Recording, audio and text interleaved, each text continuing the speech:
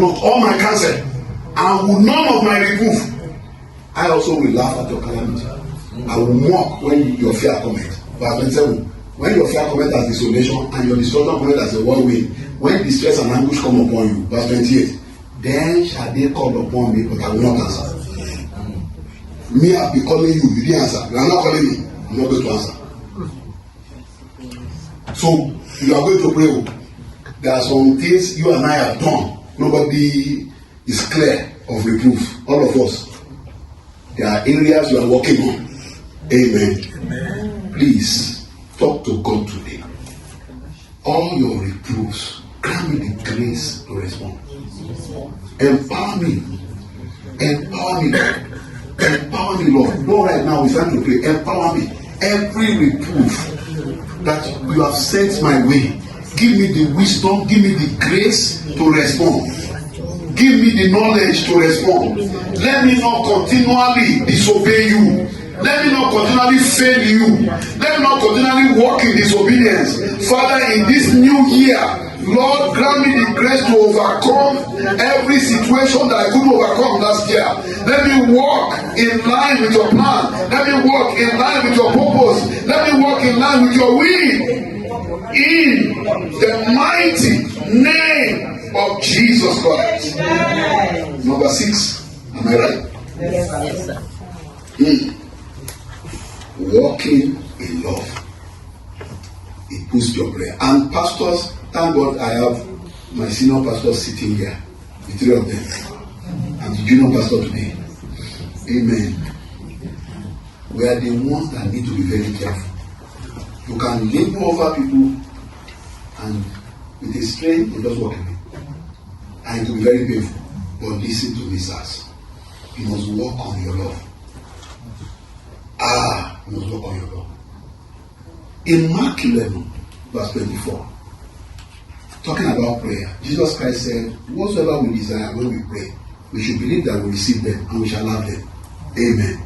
Is that not so? Yes. And this year you will receive. Amen. Then in the next verse, verse 25, he warned, when you stand praying, if you have fought against any, not if they have fought against you, if you have fought against any, that your Father also which is in heaven may forgive you, forgive them. Forgive them. In verse 26, in case you refuse, this discussion on prayer is over. But if you do not forgive, neither will your Father in heaven forgive you. So not talk of answering your prayer. Don't carry any overload into this year. There are some people you need to send text to today. Are you following? Just appreciate them. To tell yourself you have let go. Are you following? Not that you are condoning what they did, but you are receiving grace to overcome. Amen. Are you with me? Yes, sir. Are you with me? Yes, sir. Glory to God. I'll show you 2 pictures from the Old Testament that will change your life entirely. It changed my life. The first is the case between David and Saul. Somebody, not exciting, he has announced that he's going to kill you. Amen. And the whole army is backing him. And you now caught him. I mean, you caught him. Are you following? Not that you only caught him. The people who followed you advised you that God has given you enemy. Kill him once. Amen. Amen. I mean, you have your own motivation. Your followers have their own motivation. Won't you say that's God's will? But David said, as he wanted to, he first said, okay, let me start by cutting his clothes. That one was smote his heart. He said, I'm not doing it again. He walked away. Did you know that walking away that he did was what made him walk away from death when one of the offspring of Goliath was going to strike him? Only Kunobe. Let me speak in English. You can cheat death. You can cheat death. Not everybody can be killed carelessly. You can cheat death. He cheated death. You know why? The guy never told anybody that was going to kill David. He was in his heart. And then God sponsored somebody else to strike him. I mean, you know, if you announce, everybody can attack you. If they announce it, just stop it. I'll show you the scriptures. So, forgiving people today is preserving your life tomorrow. That's the point. That's the point too. There are things you need to walk away from.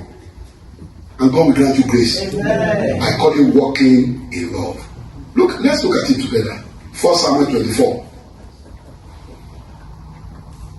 We are going to pray real prayer. This one is tough, but you have to get out of it. Are you there? Yes, sir. Okay. Let's go to verse 4.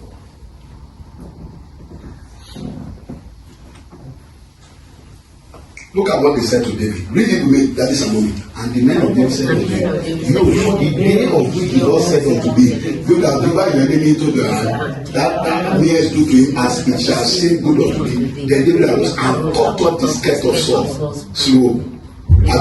Briefly. Verse 5. And it came to pass after that David had smote him because he had cut off Saul's skirt. Yes, go on. And he said unto his men, don't forbid that I should do this thing unto my master, the Lord's anointed, to stretch forth my hand against him, saying he is the anointed of the Lord. Go on, verse 8. So David stayed his servants with these words, and suffered them not to rise against Saul. But Saul rose up out of the cave and went his way. Verse 9. And David said to Saul, wherefore hearest thou men's words, saying, behold, David seek thy heart. Verse 10. Behold, this day thy eyes have seen how that the Lord has delivered thee today into my hand in the cave. And some made me to kill you, but my eyes feared thee. And I said, I will not put forth my hand against my Lord, for he is the Lord's anointed. He forgave him. He forgave him. He forgave him. He forgave him. That look, nobody committed the kind of atrocities David committed, but nobody also respected God's laws like David. Yes, sir. Yes. He forgave him. And see how that factored into his own deliverance. In 2 Samuel 21, verse 16 and 17. Just want to open you up to these scriptures because this is a retreat. It will help you. Look, Ibino, which was of the sons of the giants. Abi? Yes, sir. The weight of whose spear weighed 300 shekels of that. You know, the measure was it so that you will know that he will hit David once he will survive. Look at the Bible. He thought to have slain David. He thought. Amen. But Abishai, the son of Zeruiah, succored him and smote the Philistine and killed him. That was a serious deliverance that came from forgiving somebody. The second star case I want to bring before you is Absalom. 2 Samuel 13, 20 to 22. Absalom. For all intent and purpose, Absalom had all the things that could make him king. Beautiful, handsome, he has charisma, was loved, but he didn't have a heart of forgiveness. Amen. You can be pretty and be very wicked. Look at it. And Absalom's brother said unto her, had I known thy brother been with thee? But behold, now thy peace, my sister, is thy brother, regard not this thing. So Samuel remained desolate in her brother Absalom's house. Verse 21. Go to 22, my brother. And Absalom spake unto his brother Amnon, neither good or bad. Those are the most dangerous people on earth. They hate you, but they won't say what. And Absalom hated Amnon because he had forced his sister Tamar. He hated him, but he never told him, I hate you.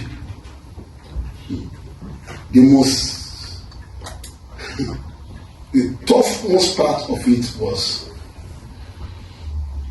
in verse 23. For 2 years, he carried it. He carried it. And then he invited all the king's son to a party. Are you with me? What did he do? He invited them to what? And then in verse 28, see the instruction. 28, my brother.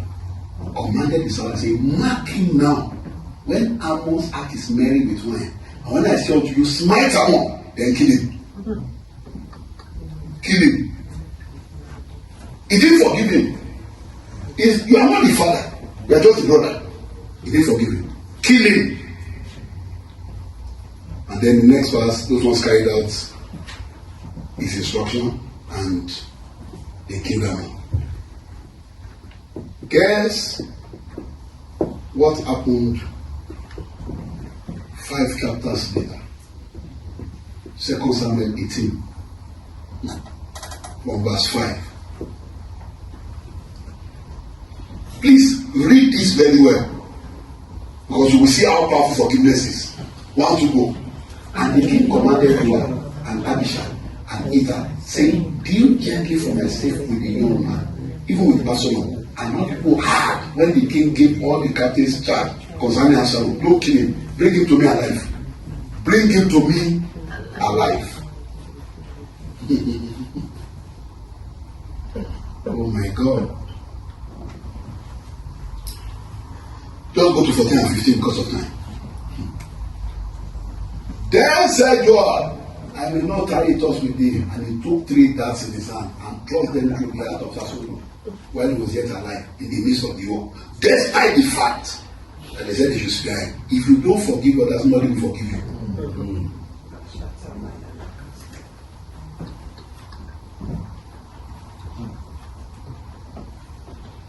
Smooth Absalom.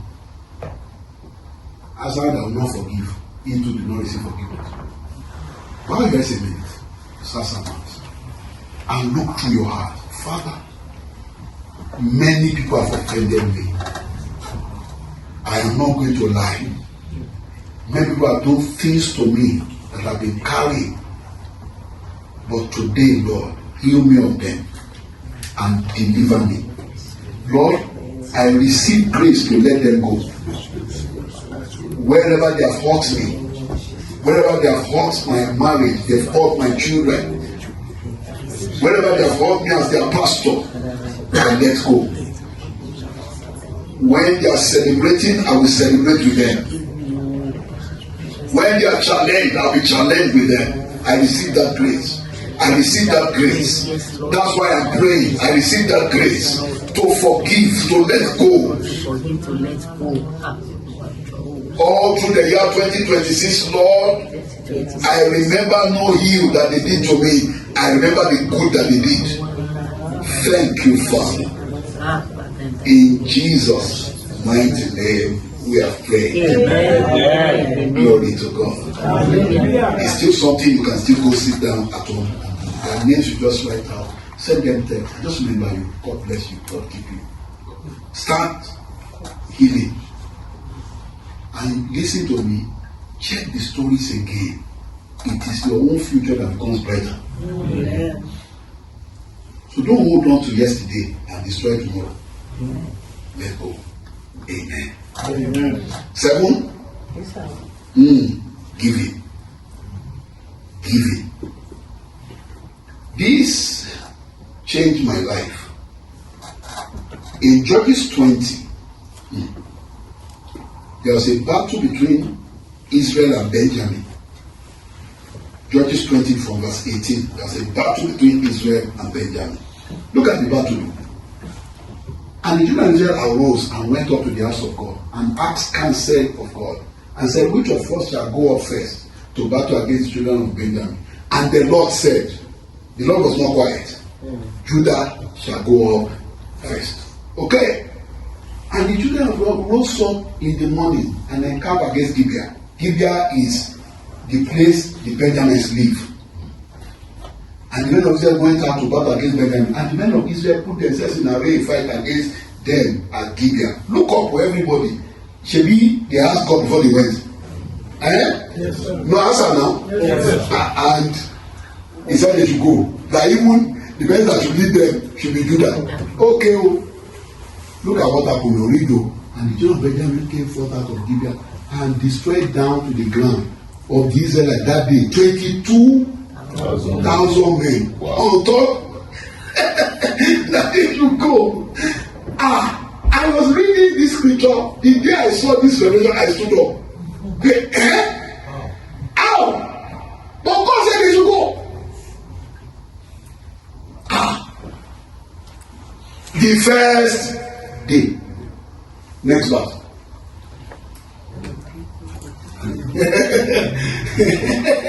Verse 23, my brother, quick.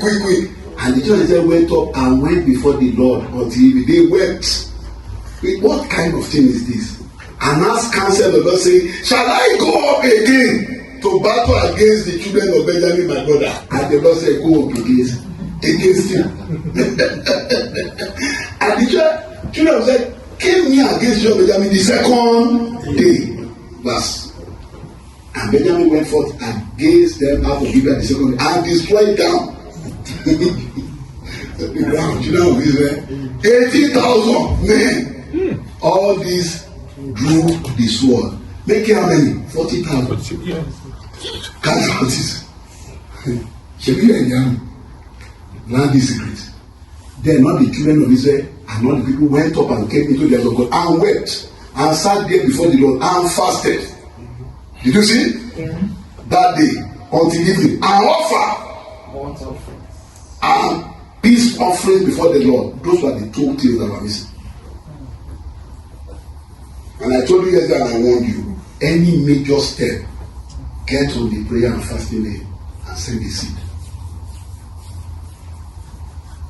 This time around, verse 27, see the answer. I'm going to teach you something. Go to verse 28. Quick.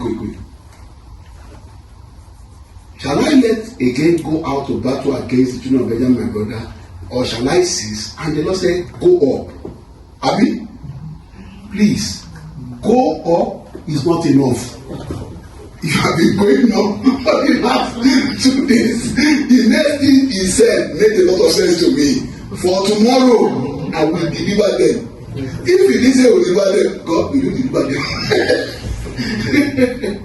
Go up is not enough. Should I go to the UK? Yes. Will I transfer there in the next question? Are you with me? Very important though. When you read verse 9, your eye will clear. Will I prosper there? It's another question. Amen. The Bible says, he said, go up and I will deliver them. And sincerely speaking, Benjamin regretted he ever tried that. So he must learn to give. Amen. Are you with me? Yes, sir. I know you have needs, but listen to me. You don't have a greater need that a gift cannot save. Okay. That's my first module. Let's give Jesus a big hand of praise. It works for you. Second module, making 2026 your best year ever. I have 27 minutes to finish that one. Making 2026 your best year ever. Let me read out the 7 principles that will make this year better than last year. You just write them and then we start praying. Number 1.